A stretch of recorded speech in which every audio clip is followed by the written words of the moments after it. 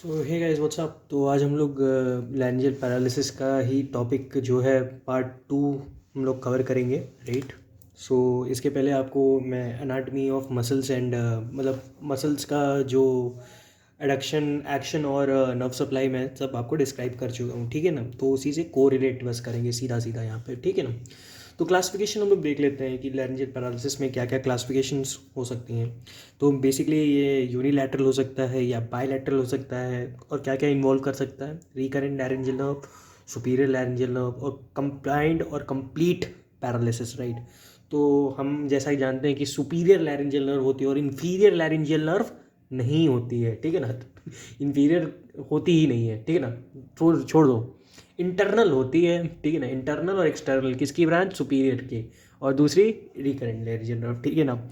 Superior laryngeal nerve है, recurrent laryngeal nerve है, और कंबाइंड भी मतलब कि दोनों का कंप्लीट पैरालिसिस हो सकता है, ठीक है ना। तो हम लोग बात करेंगे कॉजेज़ किसके क्या क्या हैं, causes of laryngeal paralysis basically क्या क्या होंगे। तो इन टोपोग्राफिकल मैनर में हम लोग देखने की कोशिश करेंगे। तो एक सुप्रा न्यूक्लियर होता है, न्यूक्लियर होता है, या हाई वेगल लीजन्स होते हैं, ठीक है ना। लैरिंजियल पैरालिसिस के कुछ कॉजेज होंगे तो टोपोग्राफिक मतलब लोकेशनल आधार पे जो कि आपको ये देखने को मिलेगा, राइट। तो सुप्रा न्यूक्लियर जो होता है बेसिकली बहुत ही रेयर होता है, हम लोग बहुत ही कॉमनली ये प्रेजेंट नहीं करता है मार्केट में, ठीक है ना। मार्केट में एज इन आपकी ओपीडी में, ठीक है ना। मार्केट ही तो है ठीक है ना। कौन अब सेवा कौन करे, जनरल वाला तो ऐसे ही सेवा करके पछता रहा है, ठीक है ना। सेवा करने मन ही खत्म हो जाता है यहाँ डॉक्टरों का। खैर चले आते हैं पॉइंट पे आते हैं। खैर ये सब तो कहने की बातें हैं, राइट। तो न्यूक्लियर पे आते हैं। न्यूक्लियर क्या होता है? Vascular disease, neoplastic disease, motor neuron disease, polio, syringobulbia, right. तो क्या होता है न्यूक्लियर कॉजेज में, क्या क्या हो सकता है? तो वैस्कुलर डिजीज़ कुछ हो सकता है ऑब्वियसली। न्यूक्लियर कहाँ पे होते हैं? देखो तीन चार न्यूक्लियस जो होता है आपके मिड ब्रेन से निकलते हैं, 5 6 7 आपके पॉन से निकलते हैं, और मेड्यूला से 9 10 11 निकलते हैं जो न्यूक्लियसेस होते हैं, राइट। तो न्यूक्लियसेस जो होते हैं बेसिकली इन जगहों से निकलते हैं, right. Midbrain, pons, medulla, right. तो इसीलिए कहते हैं हम लोग सेवंथ नर्व कहाँ से निकलता है? पॉन्टो मेड्यूलरी जंक्शन से। या थर्ड क्रेनियल नर्व की न्यूक्लियस कहाँ निकलती है? Ventral aspect of the mid brain से, ठीक है ना। तो ऐसे हम लोग कह के कहते हैं, ठीक। तो न्यूक्लियर में क्या होगा? वैस्कुलर डिजीज़ होगी, न्यूप्लास्टिक डिजीज़ होगी, मोटर न्यूरॉन डिजीज़ कुछ कुछ हो सकती है। तो न्यूक्लियर के कारण ये हो सकते हैं वैस्कुलर, न्यूप्लास्टिक मतलब ट्यूमर, मोटर, और polio, syringobulbia, right. High vagal lesions हो सकते हैं। पोस्टीरियर फोसा में ट्यूमर हो जाए, ट्यूबरकुलर मेनिंजाइटिस या फ्रैक्चर कुछ हो जाए कि हाँ भाई अपने पोस्टीरियर फोसा का कोई ट्यूमर हो जाए, ट्यूबरकुलर मेनिंजाइटिस हो जाए, ठीक, फ्रैक्चर हो जाए, fracture of skull base, nasopharyngeal carcinoma. Nasopharyngeal carcinoma कहाँ होता है? सबसे most common site fossa of Rosenmuller, right. Fossa of Rosenmuller कहाँ होता है? जो ओपनिंग ऑफ स्टैकिन ट्यूब के जस्ट पीछे, राइट। जो कि उसका ओपनिंग होता है, कार्टिलेजिनस ओपनिंग वाला होता है हिस्सा उसके जस्ट पीछे, ठीक है ना। नेसोफेरेंजियल कार्सिनोमा में कोई दिक्कत हो जाए तो उसके कारण से भी हो सकता है। ग्लोमस ट्यूमर हो जाए, जो कि आपने अपने ईयर में पढ़ा होगा। ग्लोमस ट्यूमर जो कहते हैं उसको, अरे पीएनएस क्या कैसा ट्यूमर होता है ना, राइट। कि फिनाइलेफ्रीन वाला जो ट्यूमर होता है उसको पैरागैंग्लियोमास, राइट। पैरागैंग्लियोमा नाम जिसमें मुंह से स्लिप कर रहा था, ठीक है ना, आ गया। पैरागैंग्लियोमा होता है, ठीक है ना, ग्लोमस ट्यूमर। पेनिट्रेटिंग इंजरी या पैराफिंजियल ट्यूमर, मेटास्टैटिक नोड्स, लिम्फोमा, ये सब भी हो सकता है। तो बेसिकली क्या याद रखना है कि सुप्रान्यूक्लियर जो है रेयर होते हैं। न्यूक्लियर वाले में ये वेस्कुलर डिजीज में न्यूप्लास्टिक डिजीज और ये पोलियो वोलियो, मोटर न्यूरॉन, और नीचे वाले में सारे पोस्टीरियर क्रेनियल फोसा का tumour, tubercular meningitis, fracture, skull base का fracture, nasopharyngeal carcinoma, glomus tumour, penetrating injury, parapharyngeal tumour, metastatic nodes, lymphoma, right. ऐसे लग रहा था मंत्र पढ़ रहा था ठीक है ना। तो फोर्थ पे आते हैं लो वेगल और रिकरेंट लैरिंजियल नर्व पैरालिसिस। चौथा आपका देखने हैं कि लो वेगल और रिकरेंट लैरिंजियल, तो रटने रटने वाला चीज़ है, तो ये सब तो खैर समझाने वाला कुछ है नहीं। कि लो वेगल और रिकरेंट लैरिंजियल नर्व पैरालिसिस कहाँ होगा, ठीक है ना। तो सबसे पहली बात कि जैसे राइट में कैसे हो सकता है? राइट में क्या समझो कि नेक ट्रॉमा हो सकता है बंदे को, कि हाँ भाई नेक गले में कुछ दिक्कत हो गया। थायराइड मेलिग्नेंसी, राइट और लेफ्ट के लिए दोनों सेम ही ऑब्वियसली, कि हाँ नेक ट्रॉमा हुआ तो दोनों जा सकता है, राइट और लेफ्ट। रिकरेंट लैरिंजियल नर्व दोनों जा सकता है, राइट। थायराइड मैलिग्नेंसी में दोनों का इन्वॉल्वमेंट हो सकता है, थायराइड सर्जरी में दोनों का इन्वॉल्वमेंट हो सकता है, या सर्वाइकल लिम्फेडेनोपैथी में, या मतलब कि अगर कुछ हो एक साइड का तो राइट का इन्वॉल्वमेंट हो सकता है या लेफ्ट का इन्वॉल्वमेंट हो सकता है, एज इन ऐसा, ठीक है ना। दोनों का अगर साथ में हो तो थायराइड सर्जरी होगा, साथ में हो तो कार्सिनोमा थायराइड होगा, साथ में हो तो कार्सिनोमा सर्वाइकल हो सकता है ऑफ ईसोफेगस, और सर्वाइकल लिम्फेडेनोपैथी में भी दोनों साथ में प्रेजेंट कर सकते हैं पैरालिसिस के केसेस में, राइट। इसके अलावा लेफ्ट जो होता है, लेफ्ट में ब्रोंकोजेनिक कार्सिनोमा ज़्यादा प्रीडिस्पोज करता है, आर्टिक एन्यूरिज्म ज़्यादा प्रीडिस्पोज करता है, मीडियास्टिनाइल स्टाइनल lymph node intrathoracic surgery, right, enlarged left auricle idiopathic होता है, sorry, carcinoma cervical oesophagus left वाले में ज़्यादा कॉमन होता है, और यहाँ पे वही carcinoma of right apex of lung, मतलब राइट में तो एपेक्स किसके, राइट लंग के, इडियोपैथिक अगेन हो सकता है, कार्सिनोमा सर्वाइकल ईसोफेगस में भी ये प्रेजेंट कर सकता है, सर्वाइकल प्यूरा का भी इन्वॉल्वमेंट दे सकता है। तो ये तो रटने वाली चीज़ है, कोई इसमें उतना खास मतलब समझाने वाला कोई चीज़ था नहीं, तो आगे बढ़ते हैं हम लोग। सिस्टमिक कॉजेज क्या क्या हो सकते हैं, सिस्टमिक कॉजेज के कारण से पैरालिसिस हो सकता है, जैसे diabetes, syphilis, diphtheria, typhoid, streptococcal और viral infection, lead poisoning, right. तो क्या क्या हो सकता है, डायबिटीज, सिफिलिस, डिप्थेरिया और typhoid, streptococcal, viral infection, lead poisoning, ये सब भी सिस्टमिक कॉजेज ये प्रेजेंट कर सकता है। क्या प्रेजेंट कर सकता है, ये सब systemic causes, diabetes, syphilis, diphtheria.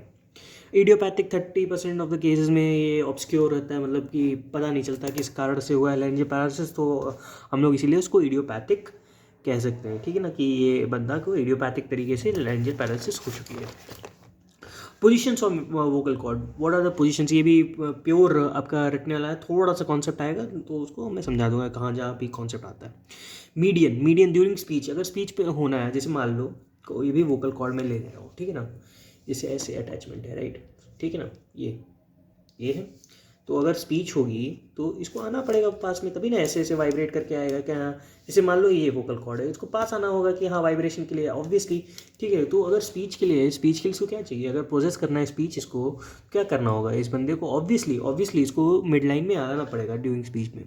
पैरामीडियन क्या होता है, 1.5 centimetre away from 1.5 sorry centimetre नहीं, mm, 1.5 mm from mid line. तो उसमें क्या होगा, ड्यूरिंग विस्परिंग, अगर विस्परिंग करनी है तो ठीक है, ऑब्वियसली थोड़ा तो, जैसे मीडियन कब होता है, जैसे ये मीडियन है, ये पैरामीडियन है, थोड़ा कम, तो 0.1.5 के इस पर विस्परिंग कर सकता है आदमी, ठीक है ना, धीरे धीरे देखो हल्का हल्का वाइब्रेट करेगा यहाँ पे, ठीक है ना। तो आई गेस थोड़ा सा बेटर एग्जाम्पल हम लोग इससे ले सकते हैं, राइट। जैसे हाँ, ये मेरे पास अभी तो यही है, चाहे आई गेस कोई और तार, या ये एक चीज़ और है, हाँ देखो इससे समझने की कोशिश करेंगे। देखो ये जैसे मान लो कि ये जो है, ये है आपका वोकल कॉर्ड, ठीक है ना, इसके ये दो वोकैलिस मसल्स हैं, वोकल कॉर्ड है ये दोनों साइड से, ठीक है। अब ये जो है ये मीडियन पोजीशन है, ठीक, ये पैरामीडियन होगा, ठीक है, intermediate, slide abduction, full abduction, right. तो समझ रहे हो क्या होगा इसमें, ठीक है ना, समझ रहे हो, थोड़ा सा आइडिया लगा होगा कि क्या मैं कहना चाह रहा हूँ। पैरामीडियन जो होगा 1.5 mm होगा मिड लाइन से ड्यूरिंग विस्परिंग में, तो ये इनकम्प्लीट लैरिंजियल नर्व पाल्सी में ये देखा जाएगा। अब देखो रिकरेंट लैरिंजियल पाल्सी जो होता है एक मसल को छोड़ के सबको इन्वॉल्व करता है, कौन सी मसल थी, क्रीकोथायराइड, और बाकी सारी मसल्स को इन्वॉल्व करता है जो कि लैरिंग्स पे काम करती है, ठीक है ना। तो क्रीकोथायराइड जो मसल है, अब देखो, अब एक होता है क्रीकोथायराइड और पोस्टीरियर क्रीकोआर्टनॉइड। पोस्टीरियर क्रीकोआर्टनॉइड कहाँ था, किस पे एक्ट कर रहा था, एब्डक्शन पे, राइट। तो एब्डक्शन तो फंक्शन मतलब कि वो मस्त है, मतलब कि अभी एब्डक्शन का फंक्शन तो मस्त चल रहा है, एब्डक्शन के फंक्शन से कोई दिक्कत ही नहीं है हमें, ठीक है ना। तो अगर वहाँ पे अगर कोई दिक्कत होता है तो कोई दिक्कत नहीं, और मसल और जो और मसल है एडक्शन वाली, वो एडक्शन वाली और मसल काम करेंगी, तो जो पोजीशन है वोकल कॉर्ड का उस पर ज़्यादा फर्क नहीं पड़ेगा, ऑब्वियसली चीज़ है ये, समझ में आती है ये बात, ठीक है ना। तो ये बात रही incomplete recurrent laryngeal nerve palsy की। इंटरमीडिएट में क्या होगा कि सुपीरियर लैरिंजियल नर्व और रिकरेंट लैरिंजियल नर्व दोनों का पाल्सी हो गया, ठीक है ना, सुपीरियर लैरिंजियल नर्व और रिकरेंट लैरिंजियल नर्व दोनों का पाल्सी हो गया। अब देखो रिकरेंट लैरिंजियल नर्व में अब क्या होगा कि ये इंटरमीडिएट पोजीशन पे होगी, 3.5 mm from mid line, cadaveric position होती है। तो सुपीरियर लैरिंजियल नर्व बेसिकली कहाँ इन्वॉल्व करती थी, सेंसेशन का कहाँ, सेंसरी सप्लाई टू ये कहाँ सेंसरी सप्लाई देती थी, ये कहाँ से सेंसरी सप्लाई देती थी आपकी, ये आपकी देती थी सुप्राग्लॉटिस या हाइपोफैरिंक्स में, राइट। तो ये सेंसरी सप्लाई देती थी, ठीक है ना।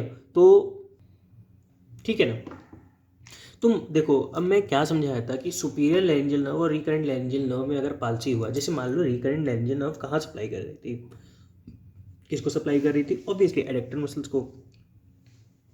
तो सारी एडेक्टर मसल्स का फंक्शन खत्म, तो एडेक्टर पाल्सी होगी, तो इसीलिए कैडावरिक पोजीशन पे है। और वही हालत इसमें इनकम्प्लीट लैरिंजियल नर्व पाल्सी में है, तो वहाँ पे भी क्या होगा, एडेक्टर पाल्सी, तो इसलिए मीडियन या पैरामीडियन पोजीशन पे होता है चीज़ें, ठीक है ना। स्लाइड अबडक्शन कैसे होगा, स्लाइड अबडक्शन होगा 7 mm फ्रॉम मिडलाइन। अब मिडलाइन से 7 mm अगर बाहर हो गया तो नॉर्मल रेस्पिरेशन हो सकता है बंदे को। क्यों नॉर्मल रेस्पिरेशन होगा, बिकॉज यार अब खुल गया है वोकल कॉर्ड, तो खुला ही है ऑब्वियसली, ये इस पर स्पेस है, वो नीचे से रेस्पिरेट कर सकता है आराम से। फुल अबडक्शन कब होगा, full abduction 9.5 mm from midline, force respiration. यहाँ पे आपको थोड़ा सा ज़्यादा प्रेशर, क्योंकि प्रेशर लगे नहीं पाएगा ना, अभी तक था कि यहाँ पे प्रेशर आराम से लग रहा था, अब इतना ज़्यादा मैंने स्पेस भर के खींचने के लिए प्रेशर ही नहीं है, सक्शन प्रेशर ही नहीं है, तो फोर्स रेस्पिरेशन आदमी को करना पड़ेगा 9.5 mm फ्रॉम मिड लाइन, ठीक है ना, ताकि वो हवा उतनी जा पाए अंदर, ठीक है ना। 9.5 mm फ्रॉम मिड लाइन, ठीक। तो एक चीज़ ये याद रखना कि इसकी पोजिशंस कैसे याद रखोगे, ठीक है ना। 15 दूनी 30 होता है, ठीक है ना, 15 टू 30 होता है, तो 30 में यहाँ पे भी 0.5 बस लगा देना, और 0.5 का दुगना कितना होता है 7, 7 में 2 ऐड करोगे तो मतलब कि 2.5 ऐड करोगे तो 9.5, ठीक है ना। कुछ तरीका बना लो कि हाँ इसको याद करना ऑब्वियसली, ठीक है ना। तो 3 में 0.5 आएगा, और एक में क्या आएगा, एक में आएगा तुम्हारा केवल 0, ठीक है ना।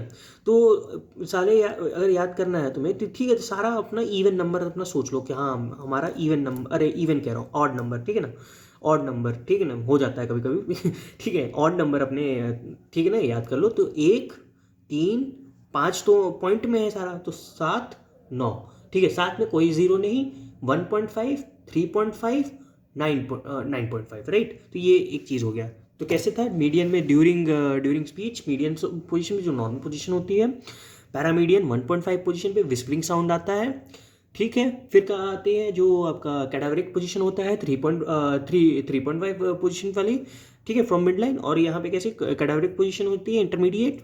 स्लाइट अबडक्शन में आपका कितना होगा 7 mm होगा from mid line, normal respiration होगी। और इसमें फुल अबडक्शन में क्या होगा, 9 mm from the mid line, and there will be forced respiration, right.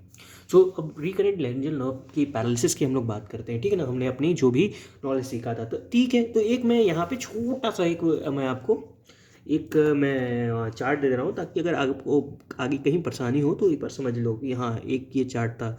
Vocal cord की पाल्सी होती है तो क्या होता है, कंप्लीट अगर हो गई, कंप्लीट,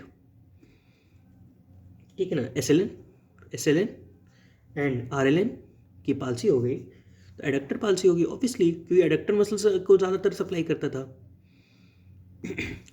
देखो ज़्यादातर मसल जो होती है एडक्टर होती है, एडक्टर की तो एक ही मसल थी, PCA, पोस्टीरियर क्रिकोआर्टिनॉइड, ठीक है ना। और ज़्यादातर मसल को कौन सप्लाई करता था, रिकरेंट लैरिंजियल नर्व, राइट। तो यहाँ पे क्या एडक्टर पाल्सी होगा तो कैडावरिक पोजीशन, ऑब्वियसली अगर कंप्लीट हो गया तो भाई कैडावरिक पोजीशन लेगा ये पोजीशन, ठीक है ना।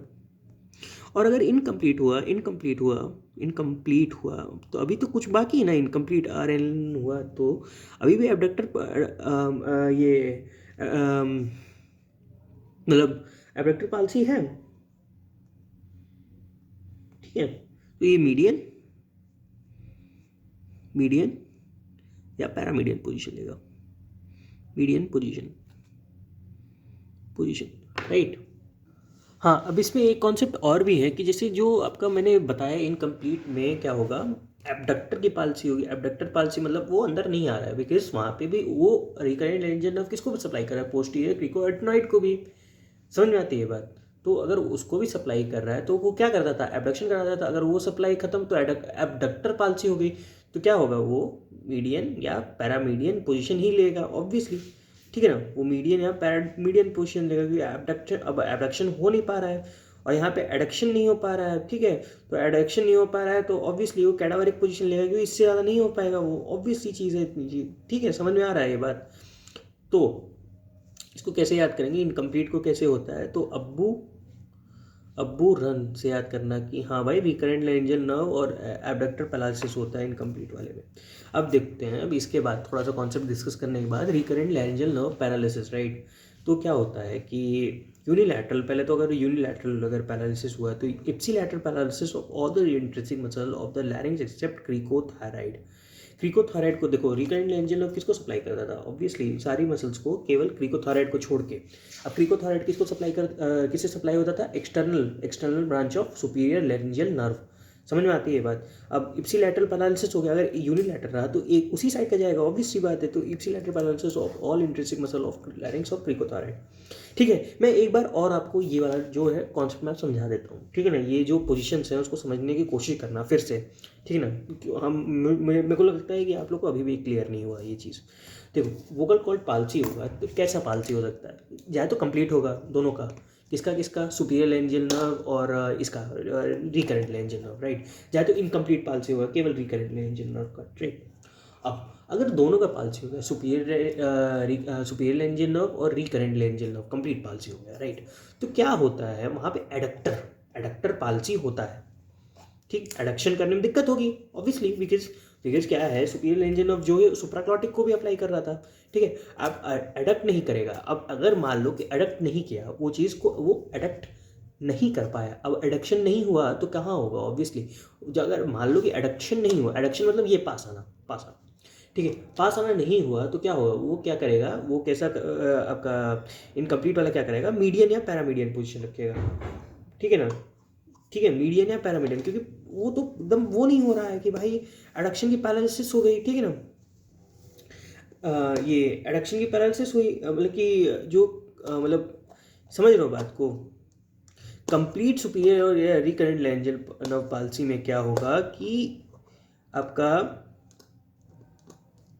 ये कि आपका जो कंप्लीट सुपीरियर लेंजियल नर्व और रिकरेंट लेंजियल नर्व की अगर हो गई तो एडक्शन के पाल्सी हो जाएगा, एडक्शन नहीं कर पाएगा तो वो कैसा रहेगा? वो दूरी रहना चाहेगा, मतलब कितना कैडावरिक पोजीशन कितने पे होता है? 1.5, 3.5, ठीक है ना, और कितना 7, ठीक है 7 पे रहेगा, मतलब नहीं 1.5, 3.5, 3.5 किस में है? कैडावरिक पोजीशन, तो 3.5 होता है कैडावरिक पोजीशन, 3.5 पे ही रहेगा। अब मान लो कि कंप्लीट मतलब कि मान लो कि इनकम्प्लीट रिकरेंट लेंजियल पाल्सी हो गई। अब इनकम्प्लीट में क्या होगा? एबडक्शन की पाल्सी होगी, ठीक है ना। केवल इतना याद रखो, इनकरेंट में एबडक्शन, अब्बू रन, ठीक है, इनकम्प्लीट में। अब इनकम्प्लीट में क्या होगा कि एबडक्शन पाल्सी हो गई, राइट। अब वो जा नहीं पाएगा ऐसे खींचने वाला, तो वो कहाँ रहेगा? मोस्टली वो मीडियन पोजीशन पे पास रहना चाहेगा ना, तो मीडियन या पैरामीडियन पोजीशन में। मीडियन नॉर्मल पोजीशन, पैरामीडियन जो है 1.5 centimetre from the mid line, ये याद रखना है चीज़ को, ठीक है ना। ठीक है, ये कॉन्सेप्ट है, इतना अगर याद कर सको याद कर लो, चाहे रट लो, ये वाला कॉन्सेप्ट खाली आपको रटना है। रटना भी नहीं है, अगर आपको ये चमका होगा तो ठीक है, नहीं चमका तो एक बार पूछ लेना कमेंट सेक्शन में, वहाँ पे भी समझा दूंगा मैं, ठीक है ना।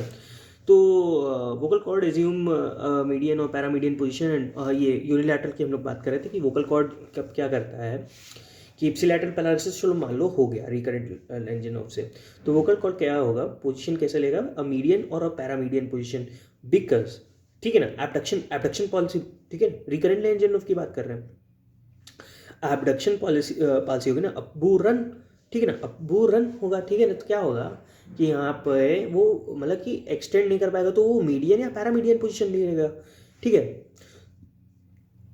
तो ये मीडियन या पैरामीडियन पोजीशन और डोंट मूव लैटरली और डीप इंस्पिरेशन को लैटरली नहीं मूव कर पाएगा, ठीक है। रियली सॉरी फॉर ये पानी बार बार मैं पी रहा हूँ, बिकॉज आई फील लाइक कि मेरे को नींद आ रही है तो ऐसा ना हो कि बीच में थोड़ा एक्साइटमेंट थोड़ा भी कम रह जाए आपको, क्योंकि समझाना ज़्यादा इंपॉर्टेंट है, राइट।